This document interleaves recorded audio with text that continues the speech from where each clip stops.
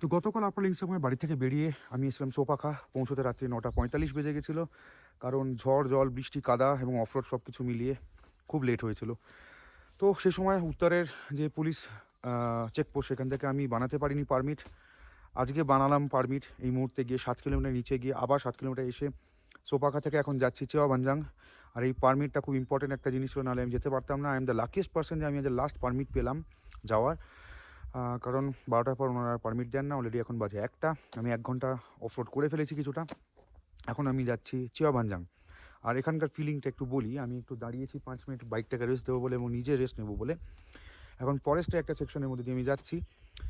আশপাশে পাখির ডাক, ঘন জঙ্গল, মেঘ, আকাশ সব কিছু মিলিয়ে অদ্ভুত একটা অনুভূতি। মানে অনেকটা একা যদি একটা জাহাজে সমুদ্রের মধ্যে যাওয়া যায়, ঠিক তেমন একটা ভয়, একটা শান্তি, একটা রোমাঞ্চ সব মিলিয়ে এই অনুভূতিটা। তো আমাদের এই অফরোড জার্নিটা তোমরা দেখতে থাকো। আমাদের চ্যানেল সাবস্ক্রাইব করো এবং আমাদের চ্যানেলে ভিডিও আসবে ফ্রি সোলে।